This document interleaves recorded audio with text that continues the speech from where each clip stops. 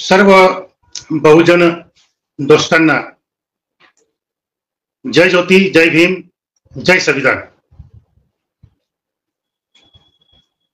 आज मला बहुजन संघटक चॅनलच्या संयोजकांनी राहुलजी यांनी जो मला विषय दिलेला आहे तो नुकत्याच वडीगोद्री इथे झालेल्या उपोषणाच्या संदर्भात त्यांनी विषय दिलेला आहे। वडीगोद्री इथे 10 दिवस प्राध्यापक लक्ष्मणराव हाके,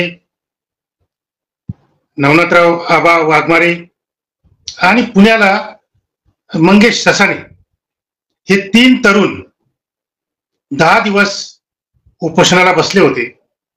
आणि या 10 दिवसामध्ये महाराष्ट्रामध्ये जी काही उलथापालथ झाली, बऱ्याच गोष्टी उलट्या झाल्यात आणि पालथ्याही झाल्यात। अनेक लोकांचे समज गैरसमज उलथे झालेत आणि पालथेही झालेत। आणि जेव्हा उलथापालथ होते, सामाजिक दृष्ट्या प्रचंड मोठ्या प्रमाणात अभिसरण जेव्हा होतं, अगदी वरून खाली खालून वरतीपर्यंत, तेव्हा आपण त्या प्रक्रियेला क्रांतिकारक प्रतिक्रिया असं म्हणतो। आणि म्हणून मी सुरुवातीपासून पहिल्या दिवसापासून वडीगोद्रीला उपस्थिती देऊन तिथून मी जे काही पूर्ण महाराष्ट्रभर संदेश पाठवलेत, सोशल मीडियावरून आणि इतर माध्यमातून किंवा प्रत्यक्ष फोन करून लोकांशी चर्चा करून जे काही संदेश मी वडीगोद्रीहून पाठवत होतो, तेव्हा मी जाणीवपूर्वक लिहित होतो की वडीगोद्रीच्या युद्धभूमीवरून प्राध्यापक श्रावण देवरे तुमच्याशी बोलत आहे किंवा तुम्हाला संदेश पाठवत आहे, अशी सुरुवात मी करायचो। अलीकडे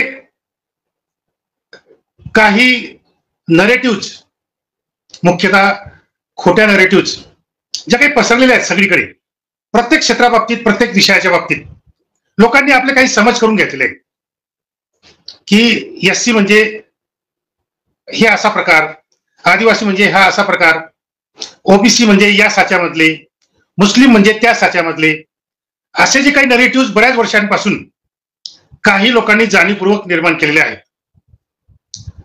तर हे खोटे नरेटिव्ह उघडे पाडण्याचं काम गेल्या काही वर्षांपासून ओबीसीच्या संदर्भात सुरू झालेले आहे।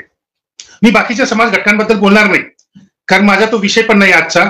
जर कोणी दिला तर मी त्यावरही बोलेल, पण आजचा विषय माझा ओबीसीशी निगडीत आहे आणि मग मी ओबीसी केंद्रित विषय घेऊन मी आज तुमच्याशी बोलणार आहे।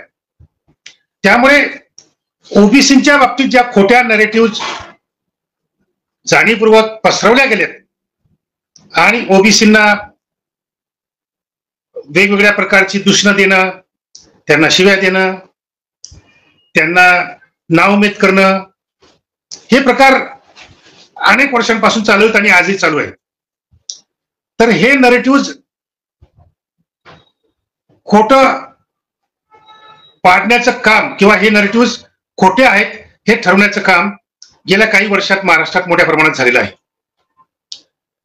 ओबीसी जागृत नाही, ओबीसी हा भाजपच्या नादी लागलेला आहे किंवा ओबीसी हा प्रस्थापितांच्या नादी लागलेला आहे आणि ओबीसी कधी संघर्ष करत नाहीत वगैरे वगैरे, हे जे काही खोटे नरेटिव्ह आहेत हे केवळ महाराष्ट्रातल्या काही कालावधी मधल्या घडामोडी पाहता काही लोकांनी या नरेटिव्ह तयार केल्यात आणि त्या नरेटिव्ह आतापर्यंत अजूनही ते त्यांच्या डोक्यामध्ये तेच जुने सडके विचार ओबीसीच्या बाबतीत आहेत। पण हे ओबीसीच्या बाबतीतले चुकीचे विचार किंवा सडके विचार गेल्या 30-40 वर्षापासून जे काही लोकांच्या डोक्यामध्ये सडक पडलेले आहेत, ते कसे चुकीचे आहेत, खोटे आहेत, हे ठरवणाऱ्या घटना काही वर्षांपासून महाराष्ट्रामध्ये घडत आहे। त्याच्यामध्ये पहिली घटना मी म्हणेल की मराठा मोर्चांनी, लाखांच्या मोर्चांनी जी दहशत निर्माण केली होती, ती दहशत नष्ट करण्याचं काम केवळ एका नाशिकच्या ओबीसी महामोर्चाने एका फटक्यासरशी नष्ट करून टाकली। मराठ्यांची दहशत निर्माण करण्यासाठी त्यांना 56 मोर्चे काढावे लागलेत आणि तेही लाखांचे मोर्चे काढावे लागलेत। प्रत्येक तालुक्यात प्रत्येक जिल्ह्यात मोर्चे काढून मराठा दहशत 2015-2016 साली निर्माण करण्यात आली.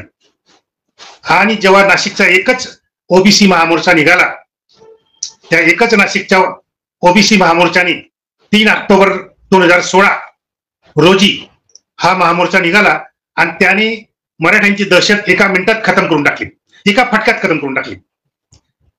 तर ओबीसी हा थोडा उशिरा जागृत होतो, पण एकदा जागृत झाला की तो पक्का जागृत होतो. आणि मग जे कोणी असतील विरोधक, मग ते ब्राह्मण असतील किंवा मराठा असतील, त्यांचा फडशा पाडल्याशिवाय राहत नाही.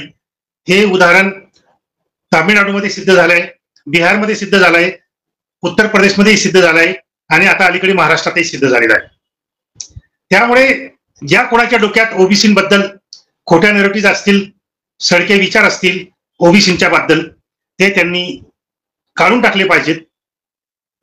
आणि तशा घटना अलीकडे घडतायत ओबीसीच्या बाबतीमध्ये, उगाच कोणी काही म्हणत नाही.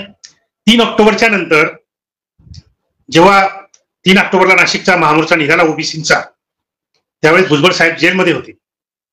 पण भुजबळ साहेब जेलमध्ये असून सुद्धा या 3 ऑक्टोबरच्या नाशिकच्या ओबीसी महामोर्चाचं नेतृत्व करत होते जेलमध्ये बसून. हे महत्वाचं, हे लक्षात घ्या. एखादा नेता जेलमध्ये बसून निवडणूक लढवतो आणि जिंकतो, एखादा नेता जेलमध्ये बसून एखाद्या महामोर्चाचं नियोजन करतो, आयोजन करतो आणि ते यशस्वी करतो, तर नेत्याच्या अनुपस्थितीमध्ये प्रस्थापित जातींची दहशत नष्ट करणं हे इतकं सोपं काम नाही आहे. ते भुजबळ साहेबांनी करून दाखवलं. आणि महाराष्ट्रभर जे काही दहशतीचं सावट पसरलेलं होतं मराठा मोर्चांमुळे, दहशतीचं सावट केवळ ओबीसीवर नव्हतं, कारण मराठा मोर्चाच्या 2 प्रमुख मागण्या होत्या. पहिली मागणी त्यांची ही होती की दलित आदिवासींना संरक्षण कवच देणारं अॅट्रॉसिटी ऍक्ट चा कायदा रद्द करणे, ही पहिली मागणी या मराठा महामोर्चांची होती, मराठ्यांच्या लाखांच्या मोर्चांची होती. आणि दुसरी मागणी त्यांची होती की आम्हाला ओबीसी मधूनच आरक्षण पाहिजे. या 2 मुख्य मागण्या जर बघितल्या तर मराठ्यांच्या लाखांच्या मोर्चांची दहशत ही जशी ओबीसीवर होती तशी दलितांवर पण होती. या मराठ्यांच्या दहशतीला प्रतिउत्तर देण्याचं पहिलं काम माननीय आमदार रामदास आठवले साहेबांनी त्या काळात केलं. त्यांनी प्रतिमोर्चा काढण्याचं ठरवलं, परंतु नंतर त्यांच्यावर दबाव आला आणि तो मोर्चा त्यांना रद्द करावा लागला. त्यानंतर आठवले साहेबांनंतर माननीय बाळासाहेब प्रकाश आंबेडकर यांनी हस्तक्षेप केला.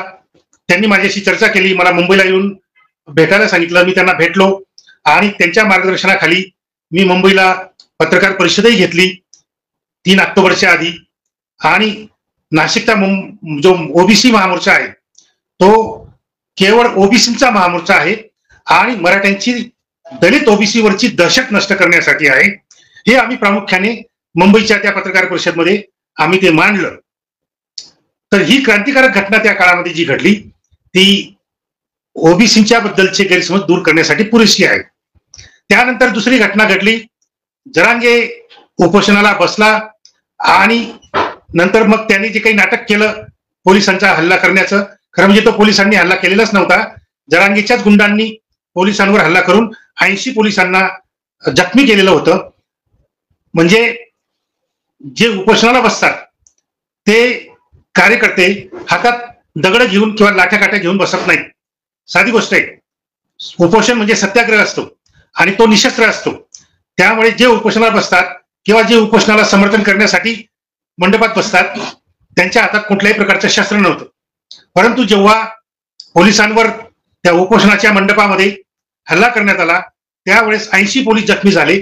याचा अर्थ स्पष्ट आहे की तिथे उपोषणाला बसलेल्या लोकांमध्ये काही गुंड होते, त्यांच्या हातात दगड होती, लाठ्या होत्या आणि नंतर मग 2 लोकांच्या हातामध्ये पिस्तूल पण सापडलं. तर ही जी काही मारामारी त्या जरांगेच्या उपोषणाच्या काळात झाली तोपर्यंत कुणीही मीडिया जरांगेच्या उपोषणाकडे डुंकून बघत नव्हतं. जरांगेच्या उपोषणाला कुठेही कुणीही महत्व देत नव्हतं. म्हणून मग जरांगेच्या पाठीमागे असलेली जी अदृश्य अशी महान शक्ती आहे, जी शिंदे साहेबांच्या काळात गुवाहाटीला शिंदे साहेबांच्या पाठीशी उभी ती महान अदृश्य शक्ती, ती महान अदृश्य शक्ती जिचं नाव संघ भाजपा आहे, ती अदृश्य शक्ती जरांगेच्या पाठीशी असल्यामुळे त्यांनी पोलिसांवर हल्ला करण्याचं नाटक रचलं, पोलिसांवर हल्ला केला, 80 पोलीस जखमी केले आणि मग तिथून जी काही मीडियाने जरांगेच्या उपोषणाला प्रसिद्धी द्यायला सुरुवात केली ते महाराष्ट्रभर मग साहजिक आहे की लोकांमध्ये सहानुभूती निर्माण होते, संताप निर्माण होतो आणि मग जरांगेच्या उपोषणाला मग हजारोंच्या संख्येने लोक जमायला लागले. तर ही नौटंकी होती, याचे दुसरं काही कारण नव्हतं. तर जरांगेच्या उपोषणामुळे सगळ्या राजकीय पक्षाचे मराठा नेते, ब्राह्मण नेते, काही दलित नेते, काही आदिवासी नेते आणि एक ओबीसी नेता असे सगळे जरांगेला पाठिंबा देण्यासाठी तिथं उपोषणाच्या मंडपात धावून गेले. आणि त्याच्यातून मग जरांगेने त्याचा फायदा घेतला की आपल्याला मीडियाचा प्रतिसाद मिळतोय, मीडियामध्ये प्रसिद्धी मिळते आहे पोलिसांवर हल्ला केल्यानंतर, आणि सगळ्या राजकीय पक्षाचे आमदार, खासदार, मंत्री आपल्याला येऊन भेटता आहेत, माजी न्यायाधीश येऊन भेटता आहेत, छत्रपती शिवाजी महाराजांच्या गादीचे वारसदार येऊन आपल्याला भेटत आहेत.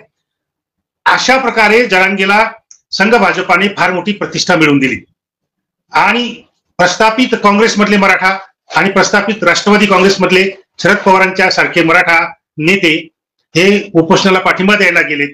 त्यामुळे जरांगेची प्रतिष्ठा वाढली, जरांगेचं महत्व वाढलं आणि त्याच्यातून जरांगेने फायदा घेतला आणि त्याने आपल्या मराठा गुंडांना ओबीसी कार्यकर्त्यांच्या घरांवर हल्ले करायला सांगितले.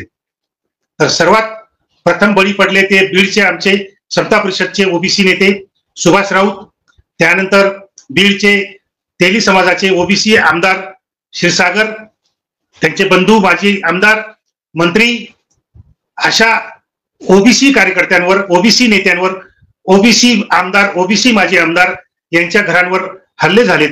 200-300चा जमाव गुंडांचा जमवून पेट्रोल टाकून हॉटेल जाळण्यात आलं, पेट्रोल टाकून घर जाळण्याचा प्रयत्न झाला, पेट्रोल टाकून घरामधल्या मुली, म्हातारे, कोतारे, मुलं, सुना, पत्नी यांना जाळण्याचा प्रयत्न झाला.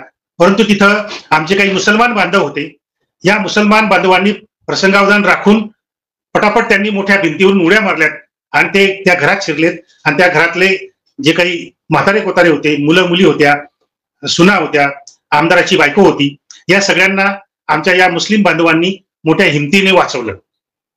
तर अशा प्रकारची हिंसा पसरवून जरांगेने महाराष्ट्रामध्ये एक प्रचंड दहशत माजवली होती. 2 ओबीसी प्राध्यापकांनी फेसबुकवर ओबीसी समर्थनार्थ पोस्ट टाकली म्हणून दोघही प्राध्यापकांना निलंबित करण्यात आलेलं आहे, ते आजही निलंबित आहे.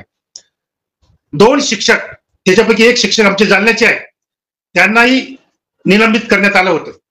तर अशा प्रकारे गावोगावी जे ओबीसी नेते, ओबीसी कार्यकर्ते, ओबीसी शिक्षक, ओबीसी प्राध्यापक, ओबीसी कर्मचारी जे ओबीसीच्या बाजूने बोलत होते, फेसबुकवर, व्हॉट्सअपवर पोस्ट टाकत होते, त्या सगळ्यांवर दहशत बसवण्याचं काम जरांगे आणि जरांगेच्या गुंडांनी, मराठा गुंडांनी मोठ्या प्रमाणात गावोगावी केलं. तर ही जी प्रचंड एक दहशतीचं सावट पसरलं होतं जरांगेच्या उपोषणाच्या निमित्ताने, की जे आधी मराठा मोर्चांच्या निमित्ताने पसरलं होतं, की जे 3 ऑक्टोबरच्या ओबीसी महामोर्चाने एका मिनिटात ते मराठा दहशतीचं सावट नष्ट केलं. तर आता सुद्धा जरांगेच्या मराठा गुंडांच्या दहशतीचं सावट नष्ट करण्यासाठी ओबीसीमध्ये फार मोठ्या प्रमाणामध्ये एक आतल्यात एक खळबळ माजत होती की काय करावं, ही जरांगेच्या मराठा गुंडांची दहशत कशी नष्ट करावी, याच्यासाठी फार मोठं विचारमंथन, चर्चामंथन ओबीसी नेत्यांमध्ये, कार्यकर्त्यांमध्ये सुरू होतं. आणि त्या चर्चा मंथनाचं, विचार मंथनाचं परिपाक असा निघाला की अंबडच्या आणि जालना जिल्ह्यामधल्या ओबीसी कार्यकर्त्यांनी पुढाकार घेतला. ते भुजबळ साहेबांना भेटलेत आणि सांगितलं की आम्ही अंबडला ओबीसी महासभा आयोजित करतो तुमच्या नेतृत्वाखाली. भुजबळ साहेबांनी ते मान्य केलं आणि अंबडची महासभा घेण्याचं ठरलं आणि माझ्यासारख्या सर्वसामान्य कार्यकर्त्यांनी, नेत्यांनी पूर्ण महाराष्ट्रभर अंबडच्या ओबीसी महासभेचा प्रचार केला.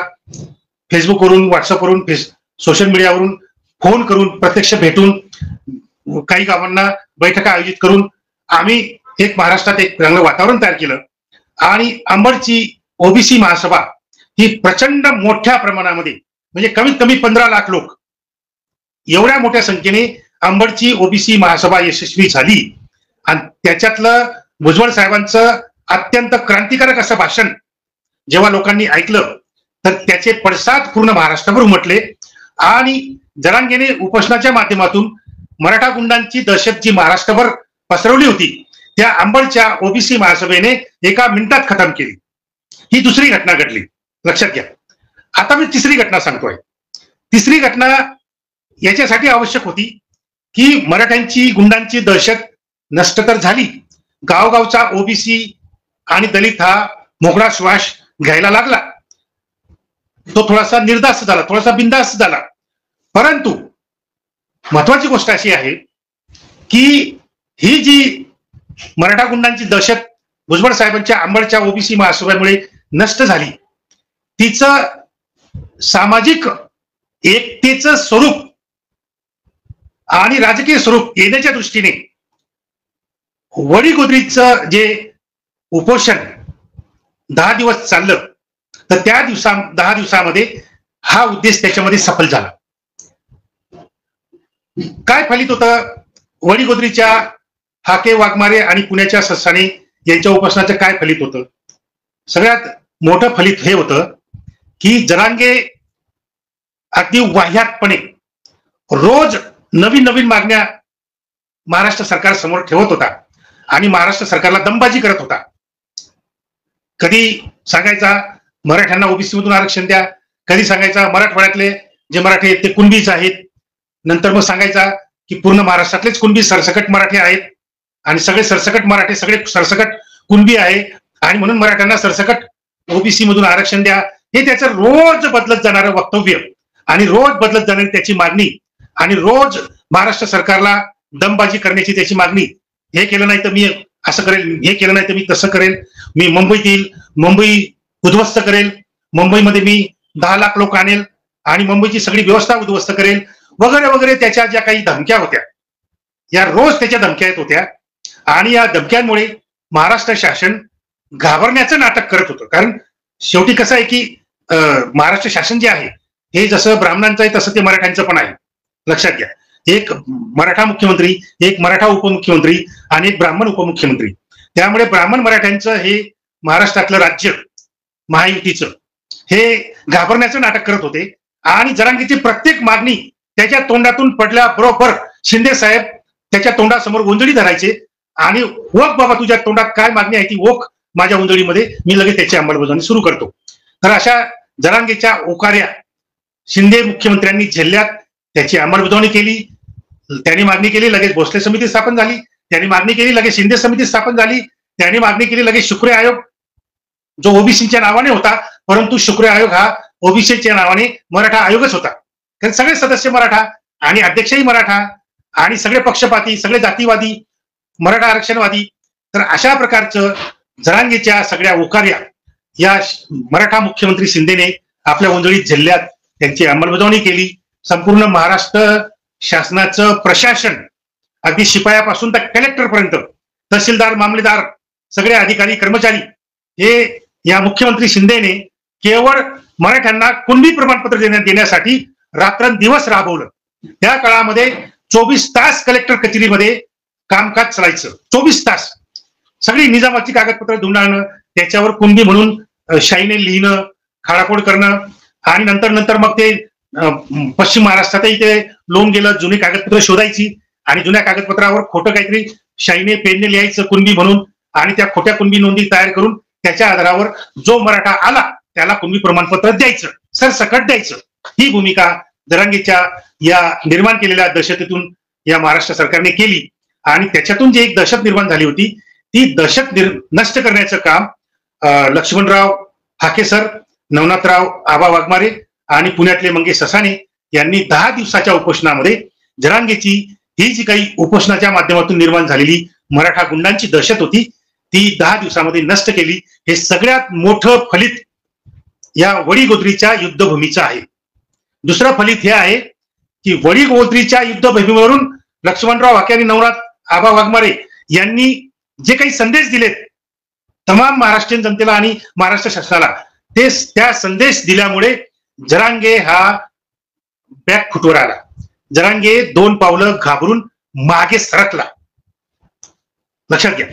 कारण 10 दिवसाच्या उपोषणाच्या दरम्यान जरांगेची जी काही भाषा होती ती भाषा नंतर एकदम मवाळ झाली, भीतीयुक्त झाली आणि नंतर त्याचं जे काही मवाळ पण सुरू झालं ते आज तागायत सुरू आहे. तो आता दमबाजीची भाषा करत नाही. जरांगे आता चुकून सुद्धा दमबाजीची भाषा करत नाही, करू शकत नाही, कारण त्याला तोडीसतोड उत्तर दिलेलं आहे वडीगोद्र्याच्या युद्धभूमीने. हे सगळ्यात मोठा फलित आहे, लक्षात घ्या. आणि जरांगेची जी सगळे सोयरे हा जो शब्द आहे, या शब्दाची त्याची जी मागणी होती की सगळे सोयरे शब्द हा जात वैधता ठरवताना सगळे सोयरे शब्द क्रायटेरिया म्हणून वापरा, असं जे त्याचं म्हणणं होतं ते फार धोकादायक होतं. केवळ ओबीसीसाठी नाही तर दलितांसाठी आणि आदिवासींसाठी सुद्धा धोकेदायक होतं. एखादी जात मागासलेली आहे किंवा नाही, एखादा व्यक्ती मागासलेला आहे किंवा नाही हे ठरवण्यासाठी जसे क्रायटेरिया असतात की 1960 पूर्वीचे रहिवासीचे उपलब्ध प्रमाणपत्रे द्या, नंतर वडिलांची वंशावळ द्या, असे जे काही पुरावे होते, कुलमाता कोणती, भाषा कोणती, संस्कृती कोणती, रूढी परंपरा कोणत्या, या सगळ्या क्रायटेरिया मधून ती व्यक्ती मागासलेली आहे की नाही ते ठरत होतं आणि ती जात मागासलेली आहे की नाही ते ठरत होतं. जरांगेचं असं म्हणणं आहे की या क्रायटेरियामध्ये सगळे सोयरे हा शब्द वापरा. म्हणजे काय तर नीट समजून घ्या. सगळे म्हणजे वडिलांच्या कडून आलेले दुधाचे आणि रक्ताचे नातेवाईक, म्हणजे काका, चुलता, पुतण्या, बहीण, भाऊ, हे वडिलांकडून आले दुधाचे नाते, वडिलांकडून आलेले. कारण आपल्याकडे पितृसत्ताक पद्धत आहे आणि म्हणून पितृसत्ताक वंशावळीप्रमाणे जे दुधाचे नातेवाईक आहेत, रक्ताचे नातेवाईक आहेत, ते म्हणजे सगळे यांना मागासवर्गीय प्रमाणपत्र द्यायचं की नाही द्यायचं हे त्याच्यावरून ठरतं. तर सगळे म्हणजे वडिलांच्याकडून आलेली वंशावळ जी दुधाची आणि रक्ताची आहे. आणि सोयरे म्हणजे लग्न केल्यानंतर जे सोयरीक जमल्यानंतर, लग्न केल्यानंतर जे नातेवाईक येतात आपल्याशी जोडले जातात नाते संबंधाने, ते म्हणजे सोयरे किंवा सोयरीक. आपण म्हणतो ना कुठे चालला, तेव्हा मी सोयरीक जमवायला चाललो, म्हणजे लग्न जमवायला चाललो. तर लग्न जमलं म्हणजे सोयरीक जमते, आणि सोयरीक जमते म्हणजे त्याच्यामुळे सोयरे म्हणजे सासरा, साला, साली वगैरे वगैरे हे बायकोकडचे नातेवाईक त्याच्यामध्ये येतात. तर सगळे सोयरे शब्द जर जात वैधता ठरवताना जर वापरला गेला तर त्याचे काय परिणाम होतील माहिती आहे का तुम्हाला? म्हणजे उद्या जर एखाद्या मराठा माणसाने दलित मुलीशी किंवा आदिवासी मुलीशी लग्न केलं, किंवा एखाद्या मराठा मुलीने दलित मुलाशी किंवा आदिवासी मुलाशी लग्न केलं, तर ते सोयरे झाले. म्हणजे मराठा कुटुंब आणि दलित कुटुंब किंवा मराठा कुटुंब आणि आदिवासी कुटुंब हे सोयरे झालेत. आणि सोयरे झाल्याबरोबर त्यांना लगेच दलित जातीचं एससी कॅटेगरीचं प्रमाणपत्र मिळेल किंवा आदिवासी कॅटेगरीचं प्रमाणपत्र मिळेल, आणि ते सरळ आदिवासी कॅटेगरीमध्ये हे मराठा कुटुंब घुसेल किंवा ब्राह्मण कुटुंब घुसेल. तर सगळे सोयरे शब्दामुळे हे मराठा याच्याही पूर्वी 93-94 पासून जाणीवपूर्वक हे मराठा कुणबी मुलीशी लग्न करत आहेत, कुणबी मुलीशी लग्न करत आहेत. 1993-94 नंतर जेव्हा पंचायत राज कायदा मंजूर झाला आणि त्याच्यामुळे गावाकडे ग्रामपंचायतीत तेली, माळी, न्हावी, धोबी हे ओबीसी सरपंच व्हायला लागलेत, स्त्रिया सरपंच व्हायला लागल्यात, जिल्हा परिषदचे अध्यक्ष तेली, माळी, कोळी, कुणबी, न्हावी, धोबी व्हायला लागलेत, नगराध्यक्ष ओबीसी मधल्या तेली, माळी, न्हावी, धोबी, सुतार, शिल्पी व्हायला लागल्यात. तेव्हा या मराठ्यांनी युक्ती केली. काय युक्ती केली की यांनी कुणबी मुलीशी लग्न करायचं, आणि त्या कुणबी मुलीला अट काय, कुणबी मुलीकडून आम्हाला हुंडा नाही पाहिजे, सगळ्या लग्नाचा खर्च आम्ही करू. कोण म्हणत होता असं? मराठा व्यक्ती काय म्हणायचा की कुणबी मुलीशी लग्न करायचं, कुणबी मुलीकडून हुंडा नाही मिळाला तरी चालेल, कुणबी मुलीशी लग्न करताना लग्नाचा सगळा खर्च करायचा, आणि तिला फक्त एकच अट की त्या कुणबी मुलीजवळ कुणबी प्रमाणपत्र म्हणजे ओबीसी प्रमाणपत्र पाहिजे. केवळ एवढा एका गोष्टीवर मराठा व्यक्ती कुणबी मुलीशी लग्न करायचे. आणि ती कुणबी मुली घरात आली की मग तिला ओबीसी रिझर्व्ह असलेल्या सीटवर तिला उभं करायचं आणि तिला गावाकडचं सरपंच बनवायचं, तिला जिल्हा परिषदचा अध्यक्ष बनवायचं, तिला नगराध्यक्ष बनवायचं, तिला नगरसेवक बनवायचं. आणि त्या मुलीला सत्तेच्या पदावर बसवल्यानंतर सगळा कारभार कोण करणार? मुलगी करणार का? ती कुणबी मुलगी करणार का? नाही. त्या सत्तेच्या पदावर बसल्यानंतर त्या मुलीच्या फक्त सह्या घेतल्या जायच्या आणि सगळा कारभार ते मराठा कुटुंब करायचे, आणि आजही करतायत. आजही करतायत. तर त्याची पुढची पायरी म्हणजे सगळे सोयरे. त्याची पुढची पायरी म्हणजे सगळे सोयरे. म्हणजे उद्या जर जरांगेच्या मुलाने अमेरिकेत जाऊन एखाद्या गोऱ्या मुलीशी लग्न केलं तर जरांगे काय म्हणेल की ही गोरी मुलगी अमेरिकेची, ही माझी सून आहे, ही माझी सोयरी आहे आणि या मुलीला महाराष्ट्रात ओबीसीचं आरक्षण मिळायला पाहिजे कारण ती माझी सोयरी आहे. किंवा त्या माझ्या गोऱ्या सुनेचे भाऊ बहीण आई वडील काका पुतणे काय जे असेल सगळे ते या सगळ्या गोऱ्या मुलीच्या सगळ्या नातेवाईकांना अमेरिकेतल्या त्या गोऱ्या लोकांना महाराष्ट्रामध्ये ओबीसी आरक्षण मिळायला पाहिजे. किंवा त्याच्या पुढची पायरी जरांगेचं काही खरं नाही. जरांगे काही करू शकतो. तो म्हणजे अगदी काय म्हणतात त्याला आजकाल तो मोदीपेक्षाही खूप मोठा झालेला आहे. म्हणजे त्याच्या पुढची पायरी सांगतो की जर जरांगेच्या मुलाने गोऱ्या मुलीशी लग्न करून जर तो अमेरिकेत स्थायिक झाला तर अमेरिकेच्या बायडनला तो जरांगे दम देईल. काय दम देईल की अमेरिकेच्या अध्यक्षाने माझ्या तिथल्या गोऱ्या सुनेला आणि तिच्या नातेवाईकांना तिथे आरक्षण द्यावं कारण माझा मुलगा हा ओबीसी आहे आणि त्याच्यामुळे त्या सगळ्या गोऱ्या मुलीचे नातेवाईक आणि ती गोरी मुलगी आपोआप ओबीसी झालेली आहे. त्यामुळे जो बायडनने अमेरिकेमध्ये त्यांना आरक्षण द्यावं. जर जो बायडनने आरक्षण नाही दिलं तर मी जरांगे पुन्हा अंतरवाली सराटीमध्ये उपोषणला बसेल आणि त्या जो बायडनवर मी दबाव आणेल.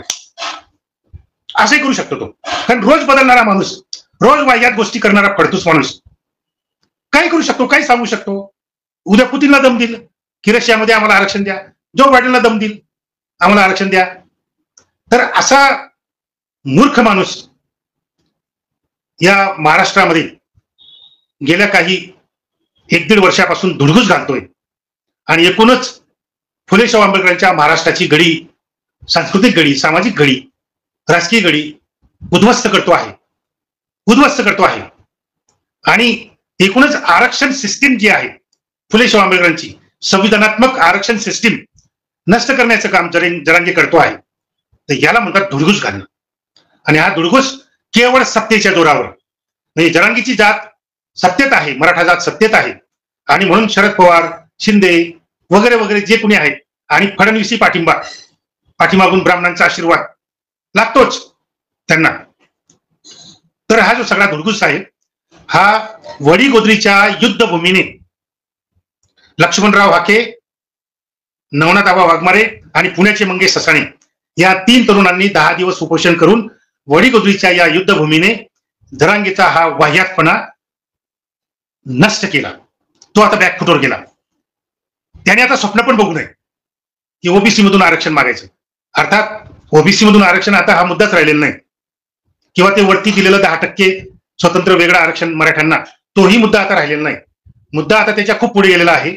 तो पुढचा मुद्दा असा आहे की खोट्या कुणबी नोंदी निर्माण करून जवळजवळ 99% मराठ्यांच्या घरामध्ये कुणबी प्रमाणपत्र घरपोच केलेलं आहे शिंदे सरकारने.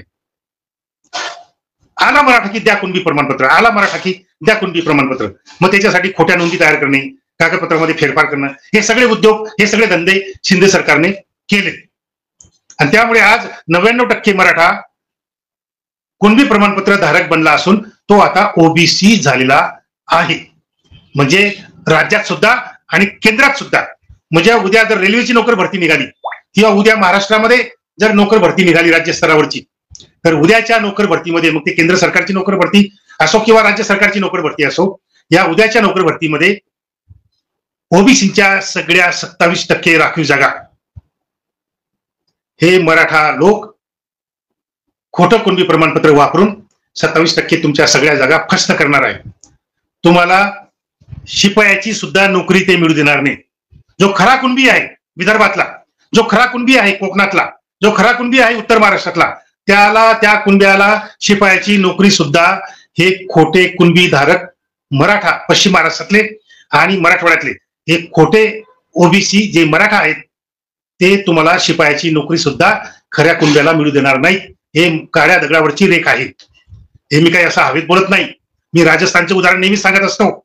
राजस्थानमध्ये 10 वर्षापूर्वी जाट समाजाने आंदोलन केलं आणि तो जाट समाज ओबीसीच्या यादीमध्ये टाकला गेला. जाट म्हणजे इकडचा मराठा. जसं इकडे मराठा जमीनदार, वतनदार, सत्ताधारी, तसा राजस्थानमध्ये जाट, वतनदार, जमीनदार आणि सत्ताधारी.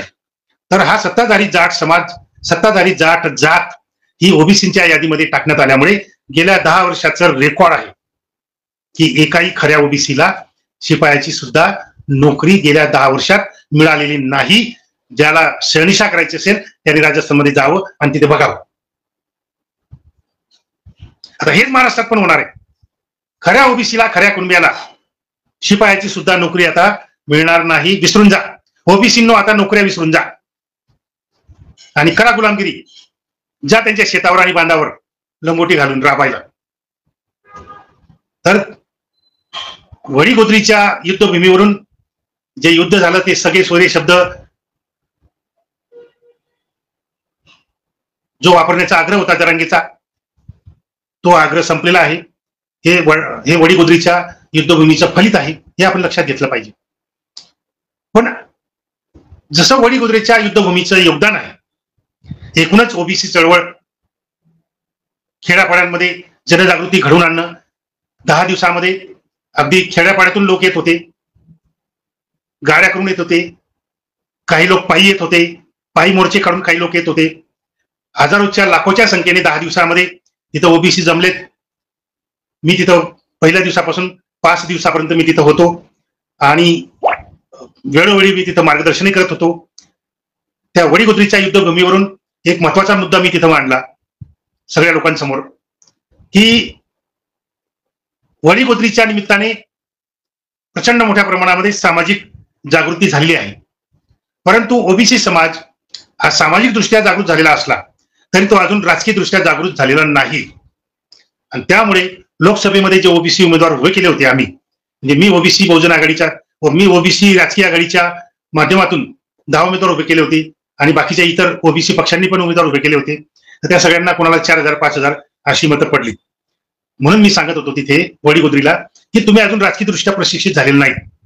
त्यामुळे आणि केवळ ओबीसी कार्यकर्तेच प्रशिक्षित झालेले नाहीत असं नाही, तर ओबीसी नेते सुद्धा अजूनही राजकीय दृष्ट्या प्रशिक्षित झालेले नाहीत. ओबीसी नेत्यांचं राजकारण हे भाजपवर अवलंबून आहे. ओबीसी नेत्यांचं राजकारण राष्ट्रवादी काँग्रेस अजित पवारवर अवलंबून आहे. ओबीसी नेत्यांचं राजकारण हे उद्धव ठाकरे शिंदे यांच्यावर अवलंबून आहे. म्हणजे ओबीसी नेत्यांचं जे राजकारण आहे ते मराठ्यांच्या आणि ब्राह्मणांच्या भरोशावर आहे.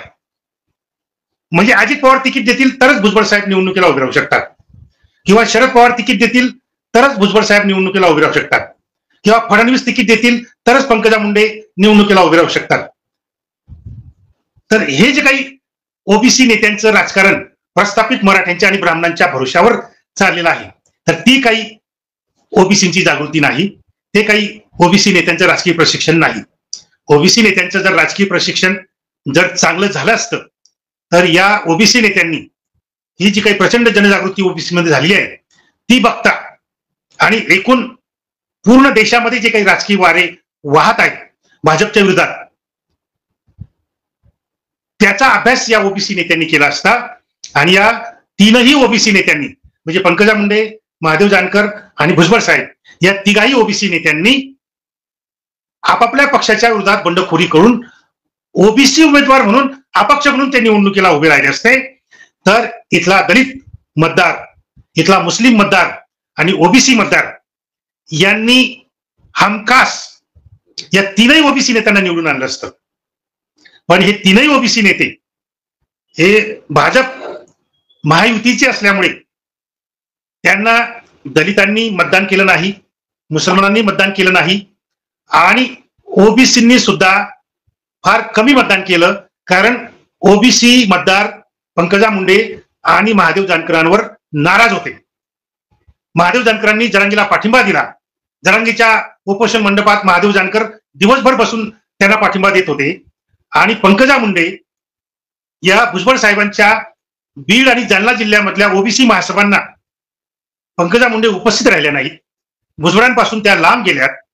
भुजबळांना अडचणीत आणलं पंकजा मुंडेंनी आणि म्हणून महाराष्ट्रातल्या एकही ओबीसी महासभेला उपस्थित न राहणाऱ्या पंकजा मुंडेंवर ओबीसी मतदार स्वाभाविकपणे नाराज होता आणि म्हणून ओबीसींनी सुद्धा जानकरांना आणि पंकजा मुंडेंना मतदान केलं नाही.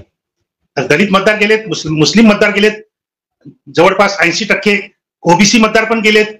तुम्ही जिंकून कसं येणार? तुम्ही जिंकून कसं येणार?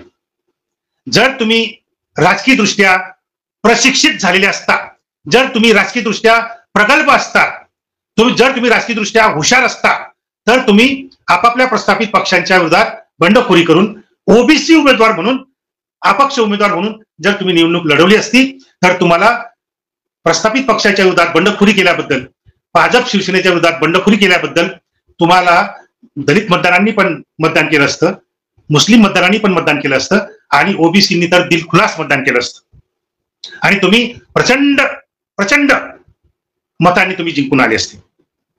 पण हे केव्हा? ओबीसी नेत्यांचं जर राजकीय प्रशिक्षणच झालेलं नाही, त्यांना राजकीय अक्कलच अजून आलेली नाही, तर करणार काय आपण? त्यामुळे राजकीय प्रशिक्षण ही फार महत्वाची गोष्ट आहे आणि ती झाली पाहिजे. याच्यासाठी वडीगोद्रीच्या युद्धभूमीवरून एक संदेश मी दिला. संदेश मी असा दिला की ओबीसी समाजासमोर आता दोनच राजकीय पर्याय आहेत. दोनच राजकीय पर्याय. पहिला राजकीय पर्याय क्रांतिकारक आहे आणि तो म्हणजे हे जे 3 तरुण नेते आहेत, प्राध्यापक लक्ष्मणराव हाके, नवनाथाबा वाघमारे आणि मंगेश ससाणे, या 3 तरुण नेतृत्वाच्या खाली ओबीसीचा पक्ष स्थापन करून किंवा ओबीसी बहुजनांचा पक्ष स्थापन करून त्यांनी विधानसभेच्या निवडणुका लढवाव्यात.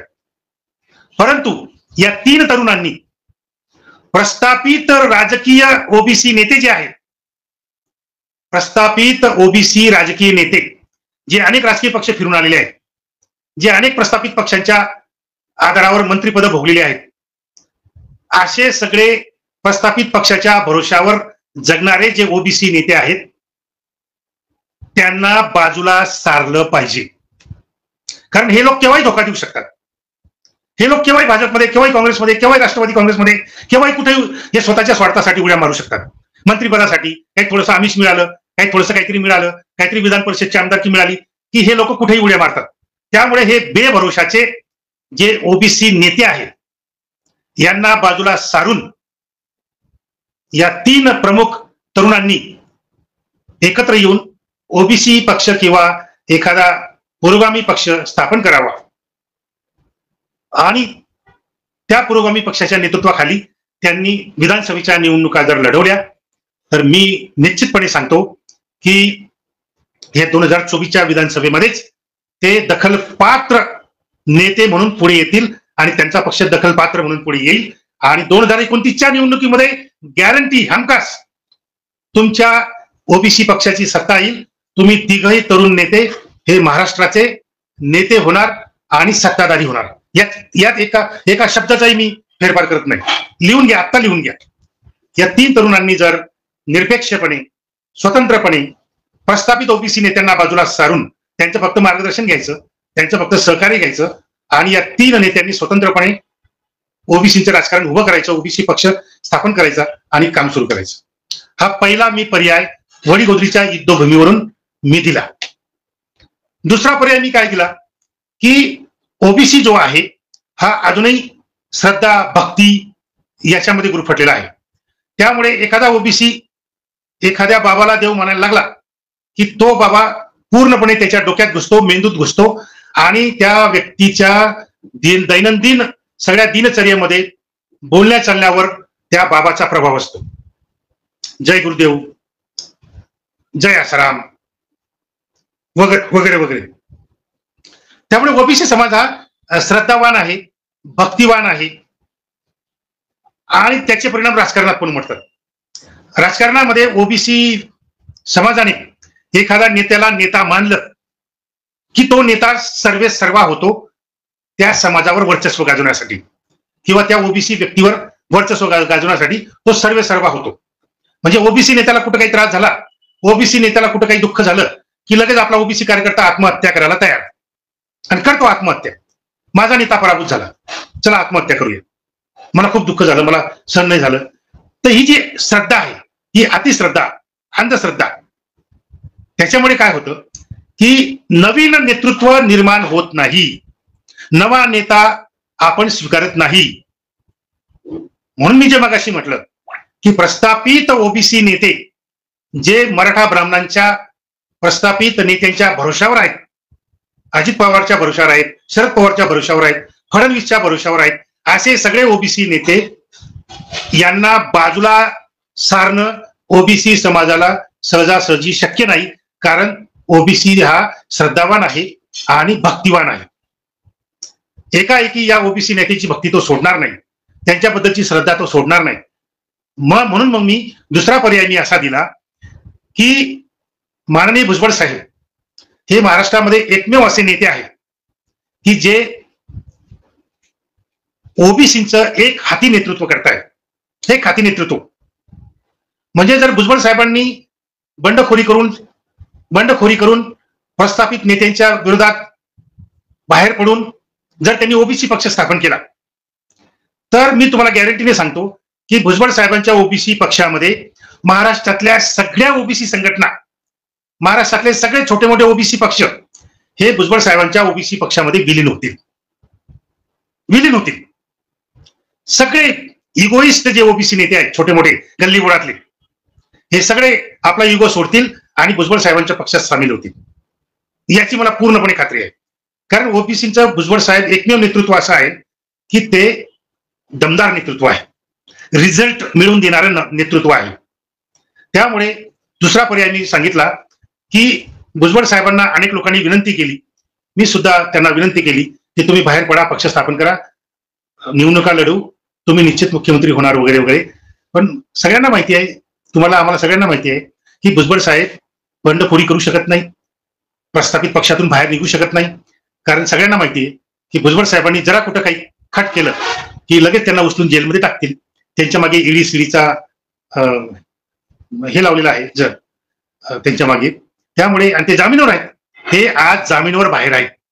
त्यामुळे अर्ध्या रात्री सुद्धा त्यांना उचलून जेलमध्ये टाकलं जाऊ शकतं. आणि या वयामध्ये भुजबळ साहेबांना जेलमध्ये पाठवणं हे कुठल्याही मानवतावादात बसत नाही, माणुसकीमध्ये बसत नाही. त्यांचं वय बघता, त्यांनी आयुष्यभर केलेलं काम बघता त्यांना या वयामध्ये जेलमध्ये पाठवणं हे कुठल्याही सत्सद्विवेक बुद्धी असलेल्या माणसाला पटणार नाही. आणि म्हणून मी त्यांना एक मार्ग सांगितला सगळ्या ओबीसी कार्यकर्त्यांना वडीगोद्रीला की भुजबळ साहेबांना जेलमध्ये टाकण्याची जी काही शक्यता आहे ती शक्यता जर नष्ट करायची असेल तर भुजबळ साहेबांसाठी पोस्ट कार्ड आंदोलन राबवा. पोस्ट कार्ड आंदोलन म्हणजे जर ओबीसीकडून 10 लाख पोस्ट कार्ड भुजबळ साहेबांच्या बंगल्यावर त्या मुंबईत जाऊन जर मुसळधार पावसासारख्या कोसळल्या, पोस्ट कार्डचा पाऊस पडला मुंबईत भुजबळ साहेबांच्या बंगल्यावर, तर जे जेलमध्ये टाकणारे जे आहेत तेही 100 वेळा विचार करतील की भुजबळ साहेबांना कसं जेलमध्ये टाकायचं. कारण लालू प्रसाद यादव 100 वेळा जेलमध्ये जाऊन आले, अजिबात घाबरले नाही. आजही ते सीनात ताणके आरएसएस बीजेपीच्या विरोधात लढत आहेत. लालू प्रसाद यादव 80 पेक्षा जास्त वय आहे त्यांचं, पण मरेपर्यंत जेलमध्ये राहावं लागलं तरी चालेल, पण आरएसएस बीजेपीला कधी शरण जाणार नाही. हा लालू प्रसादांचा बाणा जर भुजबळ साहेबांमध्ये आणायचा असेल तर पोस्ट कार्ड आंदोलन राबवा. कमीत कमी 10 लाख पोस्ट कार्ड मुंबईत जर जाऊन धडकली तर जेलमध्ये टाकणारे जे कोणी प्रस्थापित ब्राह्मण मराठी आहेत ते 100 वेळा विचार करतील की भुजबळ साहेबांच्या केसाला धक्का लावायचा की नाही लावायचा. लक्षात घ्या, सगळे सोयरेचा मसुदा शिंदे सरकारने तयार केला होता आणि तो लोकांसाठी खुला केला होता. लोकांनी याच्यावर हरकती घ्याव्यात किंवा समर्थन करावं म्हणून. नुकतीच घडलेली घटना आहे, फार जुनी नाही. शिंदे सरकारने तयार केलेला सगळे सोयरेचा मसुदा, त्याला विरोध करण्यासाठी 9 लाख हरकती ओबीसींनी घेतल्या, 9 लाख. आणि मुख्यमंत्री शिंदेंनी विधानसभेत उभं राहून जाहीर केलं, सांगितलं विधानसभेत की 9 लाख ओबीसींनी या मसुद्याला चॅलेंज केलेलं आहे, आव्हान दिलेलं आहे, विरोध केलेला आहे, हरकती घेतलेल्या आहेत. त्यामुळे हा सगळे सोयरेचा मसुदा मी रद्द करत आहे हे शिंदेंना सांगावं लागलं. तर विचार करा, 9 लाख हरकती घेतल्यानंतर तो मसुदा कुठल्या कुठे होऊन गेला. मग तुम्ही विचार करा की 10 लाख 15 लाख पोस्टकार्ड जर मुंबईत जाऊन पडली मुसळधार पावसासारखी, तर कोणाची हिंमत आहे भुजबळ साहेबांच्या केसाला हात लावण्याची. भुजबळ साहेबांचा दगड हाताखाली आहे. भुजबळ साहेबांचा हात दगडाखाली आहे, त्यामुळे ते काही करू शकत नाही. पण तुमचा आमचा तर हात दगडाखाली नाही ना. तो हात उचला, पोस्टकार्ड विकत घ्या 25 पैशाचं, लिहा 4 ओळी की माननीय नामदार भुजबळ साहेब, आज ओबीसीचं आरक्षण नष्ट होण्याच्या मार्गावर आहे, ओबीसीचं अस्तित्वच धोक्यात आहे. अशा प्रसंगी आपण एकमात्र आशेचा किरण आहात. आपण प्रस्थापित पक्षांच्या विरोधात बंड करावं, प्रस्थापित पक्षातून बाहेर पडावं आणि ओबीसी पक्ष स्थापन करावा. आम्ही महाराष्ट्रातले सगळे ओबीसी, आमच्या संघटना, आमचे गट तट, आमच्या जाती, या सगळ्या ओबीसी पक्षात तुमच्या नेतृत्वाखाली आम्ही विलीन करू आणि ओबीसी पक्षातर्फे निवडणूक लढवून या ओबीसींना तामिळनाडू प्रमाणे, बिहार प्रमाणे आणि उत्तर प्रदेश प्रमाणे आम्ही या महाराष्ट्रात ओबीसींच्या पक्षातर्फे सत्तेवर बसवू आणि तुम्हाला मुख्यमंत्री आम्ही बनवू. याच्यामध्ये तुम्ही कुठलीही शंका घेऊ नका. कृपा करून तुम्ही ओबीसी पक्ष स्थापन करावा ही विनंती. एवढ्या 4-5 ओळी फक्त लिहायच्या आहेत आणि ते पत्र भुजबळ साहेबांच्या पत्त्यावर पाठवून द्यायचं आहे. भुजबळ साहेबांचा पत्ता एकदम सोपा आहे, त्यांच्या बंगल्याचा. माननीय नामदार भुजबळ साहेब यांचा बंगला, बंगल्याचं नाव काय आता लक्षात नाही माझ्या, यांचा बंगला. आणि पुढे काय लिहायचं की मंत्रालयाच्या शेजारी यशवंतराव चव्हाण प्रतिष्ठानच्या बाजूला मुंबई. एवढं जरी लिहिलं तरी भुजबळ साहेबांना पत्र जातं. केवळ माननीय नामदार भुजबळ साहेब मुंबई एवढं जरी लिहिलं पत्त्यामध्ये, माननीय नामदार भुजबळ साहेब मुंबई एवढं जरी लिहिलं तरी ते पत्र आपोआप भुजबळ साहेबांच्या बंगल्यावर जाऊन पडतं. तर हे पोस्टकार्ड आंदोलन जर तुम्ही मोठ्या प्रमाणात राबवलं तर भुजबळ साहेबांच्या मध्ये लालू प्रसाद यादवांचा बाणा निर्माण होईल आणि ते डरकाळी फोडतील की 1 वेळा नाही, 2 वेळा नाही, मला 100 वेळा जेलमध्ये टाका, पण मी आता ओबीसीचं स्वतंत्र राजकीय अस्तित्व निर्माण करतो, ओबीसीचा पक्ष स्थापन करतो आणि निवडणुका लढवून महाराष्ट्रातून ब्राह्मण मराठ्यांचं राजकारण हातापार करतो. अशी डरकाळी भुजबळ साहेब फोडल्याशिवाय राहणार नाही. पण त्याच्यासाठी तुम्ही पोस्टकार्ड आंदोलन राबवा. सोपं आहे, फार सोपं आहे. 25 पैशाचं पोस्टकार्ड. एकेका कार्यकर्त्यांनी 100 पोस्टकार्ड विकत घ्यावेत आणि आपल्या गल्लीमध्ये, आपल्या परिसरामध्ये, आपल्या वस्तीमध्ये जे कोणी आपले नातेवाईक असतील, मित्र असतील, ओबीसी असतील, त्यांच्याकडनं ते पत्र लिहून घ्या, त्यांच्या सह्या घ्या आणि भुजबळ साहेबांचा पत्ता टाका. एक शिक्का तयार करून घ्या भुजबळ साहेबांच्या पत्त्याचा. तो शिक्का मारून भुजबळ साहेबांच्या पत्त्यावर ते पत्र पाठवा. सोपी गोष्ट आहे. ज्यांची कॅपॅसिटी आहे की 100 नाही, मी 500 पोस्टकार्ड विकत घेऊ शकतो, मी 1000 पोस्टकार्ड विकत घेऊ शकतो, घ्या आणि त्या लोकांकडनं लिहून घ्या आणि पाठवा ते. तर हे पोस्टकार्ड आंदोलन तुम्ही राबवलं पाहिजे, तरच ओबीसीची सत्ता महाराष्ट्रात येईल. जोपर्यंत काँग्रेस, राष्ट्रवादी काँग्रेस, भाजपा, शिवसेना, दोन्ही राष्ट्रवादी काँग्रेस, हे सगळे प्रस्थापित पक्ष जोपर्यंत महाराष्ट्रात सत्तेमध्ये आलटून पालटून येतात तोपर्यंत दलित आदिवासी ओबीसींचं काळी मात्र भलं होणार नाही. ते किती भाजपच्या विरोधात संविधान वाचवा म्हणत असतील, ते किती भाजपच्या विरोधात लोकशाही वाचवा असं म्हणत असतील, परंतु ज्या राज्यांमध्ये काँग्रेसचं सरकार आहे तिथे अजूनही जात न्याय जनगणना ते घेत नाहीत. जसं बिहारच्या नितीश कुमारांनी जात न्याय जनगणना घेतली आणि बिहारच्या नितीश कुमारांनी जात न्याय जनगणना घेतल्यानंतर SC ST ओबीसींना त्यांच्या लोकसंख्येच्या प्रमाणात आरक्षण देऊन 75% पर्यंत आरक्षण नेलं नितीश कुमारांनी बिहारमध्ये. हे काम काँग्रेस का करू शकत नाही? कर्नाटकमध्ये, तेलंगणामध्ये किंवा राजस्थानमध्ये का करू शकलं नाही? नुसत्याच घोषणा द्यायच्या, जात न्याय जनगणना करेंगे. करा की तुमच्या राज्यामध्ये. नितीश कुमार करू शकतो, तुम्ही का करू शकत नाही तुमच्या राज्यामध्ये? तर हे सगळे जुमले आहेत. जुमला काय फक्त मोदीचा मक्ता नाहीये. जुमला हा खरा म्हणजे काँग्रेसचा आहे. तो भाजपने काँग्रेसकडून उसनवार घेतलाय, गरिबी हटाव हा जुमला होता. 1972 साली इंदिरा गांधींनी दिलेला घोषणा जुमला होता. तसा जुमला मोदीने दिला. 15 लाख देंगे, 25 लाख देंगे, ये करेंगे वो करेंगे. तर हे जे जुमलेबाज आहेत, 5ही प्रस्थापित पक्ष, काँग्रेस, राष्ट्रवादी काँग्रेस, दोन्ही शिवसेना, दोन्ही राष्ट्रवादी काँग्रेस आणि भाजपा वगैरे वगैरे, काय ते मनसे फनसे काय जे आहेत छोटे छोटे, हे सगळे प्रस्थापित ब्राह्मणांचे आणि मराठ्यांचे पक्ष आहेत. ते जोपर्यंत सत्तेत आहेत तोपर्यंत ते दलित आदिवासी ओबीसींचं भलं करणार नाही. ओबीसी पक्षाचा ओबीसी मुख्यमंत्री आला तरच दलित आदिवासी ओबीसींचं भलं होऊ शकतं. दुसऱ्या कुठलाही मुख्यमंत्री सत्तेत आला, दुसऱ्या कुठल्याही पक्षाचा मुख्यमंत्री सत्तेत आला तरी दलित आदिवासी ओबीसींचं भलं होऊ शकत नाही. फक्त ओबीसी पक्षाचा ओबीसी मुख्यमंत्री हाच दलित आदिवासी ओबीसी आणि मुस्लिम मायनॉरिटीचं भलं करू शकतो. हे तामिळनाडूमध्ये सिद्ध झालेलं आहे, हे बिहारमध्ये सिद्ध झालेलं आहे, हे उत्तर प्रदेशमध्येही सिद्ध झालेलं आहे. तामिळनाडूमध्ये 69% आरक्षण आहे. ब्राह्मण जात वगळता सगळ्या जातींना आरक्षण आहे. तिथे बी होत्या काही स्वतःला क्षत्रिय म्हणणाऱ्या जाती, तिथे बी होत्या मराठा सारख्या. 96 कोटी, आम्ही 92 कोटी, 95 कोटी असे बी लोक होते तिथं तामिळनाडूमध्ये. पण डीएमके एआयडीएमकेच्या ओबीसी नेत्यांनी सांगितलं, अरे तुम्ही कसले क्षत्रिय, तुम्ही शूद्र जात, हे घ्या तुम्हाला आरक्षण. तिथल्या ओबीसी पक्षाने, ओबीसी मुख्यमंत्र्याने तिथल्या तथाकथित क्षत्रियांना सुद्धा आरक्षण दिलं. तामिळनाडूमध्ये ब्राह्मण जात वगळता सगळ्या जातीच्या, सगळ्या धर्माच्या लोकांना तामिळनाडूमध्ये आरक्षण आहे. महाराष्ट्रामध्ये जर मराठ्यांना आरक्षण पाहिजे असेल, महाराष्ट्रामध्ये जर मराठ्यांना स्वतंत्र आरक्षण पाहिजे असेल, तर त्यांनी महाराष्ट्रामध्ये ओबीसी पक्षाचा ओबीसी मुख्यमंत्री होण्याची वाट बघावी मराठ्यांनी. ज्या दिवशी महाराष्ट्रामध्ये ओबीसी पक्षाचा ओबीसी मुख्यमंत्री होईल, त्याच्या दुसऱ्याच दिवशी तो ओबीसी मुख्यमंत्री मराठ्यांना स्वतंत्र आरक्षण जाहीर करेल आणि तेही टिकाऊ, सुप्रीम कोर्टात टिकणारं आरक्षण देईल तो, जसं तामिळनाडूने दिलं. हे फक्त ओबीसी मुख्यमंत्रीच करू शकतो, दुसरा कुठलाही मुख्यमंत्री हे करू शकत नाही. बघा पूर्ण भाजप भारतामधले सगळे तपासून घ्या, सगळे भारतातले मुख्यमंत्री काय काय दिवे लावले त्या मुख्यमंत्र्यांनी. स्वतःला फुले आंबेडकरवादी बनवणारे मुख्यमंत्री, स्वतःला पुरोगामी बनवणारे मुख्यमंत्री, स्वतःला कम्युनिस्ट बनवणारे मुख्यमंत्री, स्वतःला समाजवादी क्रांतिकारक बनवणारे मुख्यमंत्री. काय बॉम्ब पाडली त्यांनी बघा. ना जात न्याय जनगणना, ना लोकसंख्येच्या प्रमाणात आरक्षण, काहीच नाही.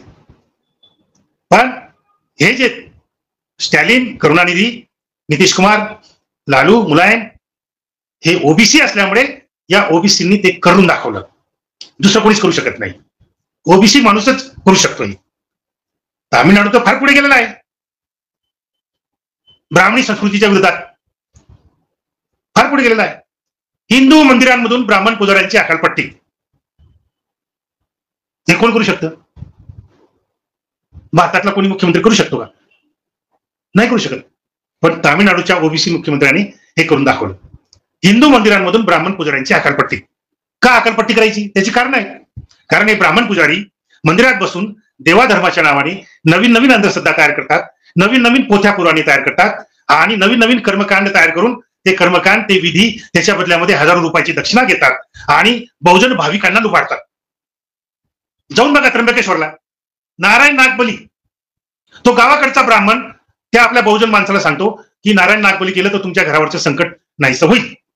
आणि मग तो गावाकडचा बहुजन माणूस त्र्यंबकेश्वरला येतो, 60-70 हजार रुपयाचं कर्ज काढतो आणि 60-70 हजार रुपयाचं कर्ज काढून नारायण नागबलीचा विधी करतो. हे त्र्यंबकेश्वरमध्ये जाऊन पहा आणि जरा विचारा तिथल्या त्या बहुजन समाजाच्या लोकांना की तुम्ही नारायण नागबलीचा विधी का केला, कसा केला, कुठून पैसे आणले, कोणाकडून कर्ज घेतलं, हे विचारा जरा. आणि त्या त्र्यंबकेश्वरचे ब्राह्मण पुजारी हे करोडपती झालेले, करोडपती. त्र्यंबकेश्वरचा बिअर बार त्र्यंबकेश्वर मंदिराच्या बाजूलाच आहे. रस्ता ओलांडला की लगेच बिअर बार लागतो. हा बिअर बार रात्रंदिवस चालतो. कोण तिथं दारू पितो? बाहेरचा भाविक येतो बिचारा, तो तर काही तो देवाची पूजा करण्यासाठी जातो. बहुजन समाजाचा माणूस तो तर काही बिअर बार मध्ये जाऊन पूजा करणार नाही. तो तर मंदिरात जाऊन पूजा करतो बिचारा. पूजा आटोपली लगेच घराकडे निघतो. मग हा बिअर बार रात्रंदिवस कोण चालवतो? हे करोडपती झालेले ब्राह्मण पुजारी. जरा जाऊन बघा त्र्यंबकेश्वरला. हे जे ब्राह्मणी संस्कृतीने तुम्हाला लुबाडण्याचं काम हजारो वर्षापासून सुरू ठेवलेलं आहे, हे जर तुम्हाला नष्ट करायचं असेल तर तामिळनाडूमध्ये जसा कायदा झाला तसा कायदा पूर्ण भारतभर झाला पाहिजे आणि त्याच्यासाठी पूर्ण भारतावर ओबीसी पक्षाचा ओबीसी प्रधानमंत्री झाला पाहिजे. कारण ओबीसी जे काम करू शकतो, दुसरं कोणीच हे काम करू शकत नाही.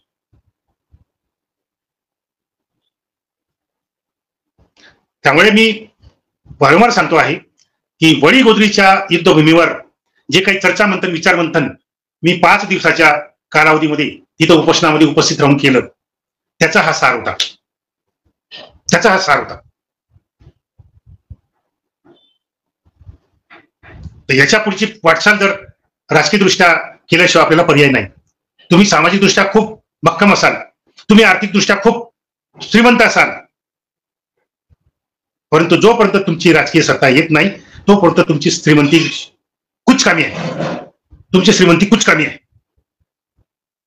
तुमचं सामाजिक संघटन कुचकामी आहे.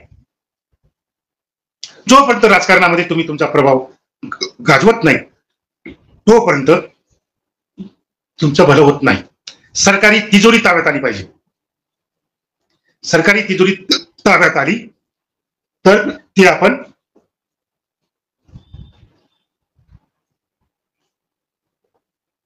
सरकारी तिजोरी ताब्यात आली, जसं छत्रपती शाहू महाराजांनी आपली सरकारी तिजोरी दलितांसाठी, आदिवासींसाठी, ओबीसी बहुजनांसाठी वापरली, खुली केली तिजोरी.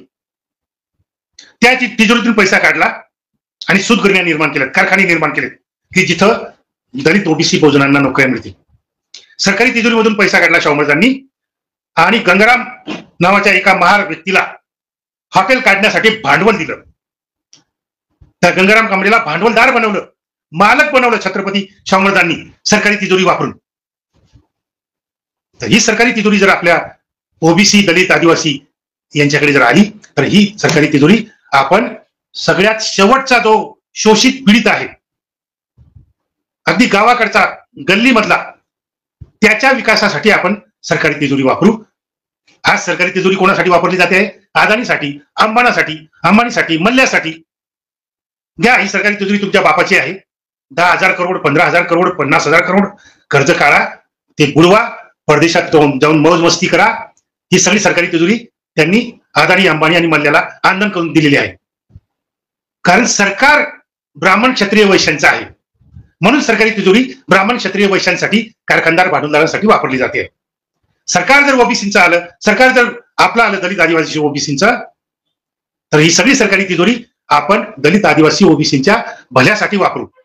अगदी शेवटच्या शोषित पीडित माणसासाठी वापरू, त्याच्या उद्धारासाठी वापरू. त्याला कारखानदार बनवणार, त्या शोषित पीडित माणसाला भांडवलदार, कारखानदार बनवणार आणि त्याला मुख्य प्रवाहामध्ये आणणार. क्रांती म्हणजे काय असतं? क्रांती म्हणजे उलथा पालक. क्रांती म्हणजे काय? जो सगळ्यात खालच्या स्तरावर आहे त्याला मुख्य प्रवाहात आणून वरच्या स्तरावर आणणं म्हणजे क्रांती. जे शूद्रातिशूद्र आहेत, जे शोषित आहेत, पीडित आहेत, त्यांना कारखानदार बनवणं, त्यांना भांडवलदार बनवणं, त्यांना मालक बनवणं म्हणजे जाती अंतक लोकशाही क्रांती. ही केल्याशिवाय आपल्याला भारतामध्ये खऱ्या अर्थाने फुले शाहू आंबेडकरांचं स्वप्न साकारता येणार नाही. मला वाटतं बराच वेळ झालेला आहे. मी आता थांबतो. जय ज्योती, जय भीम, जय संविधान.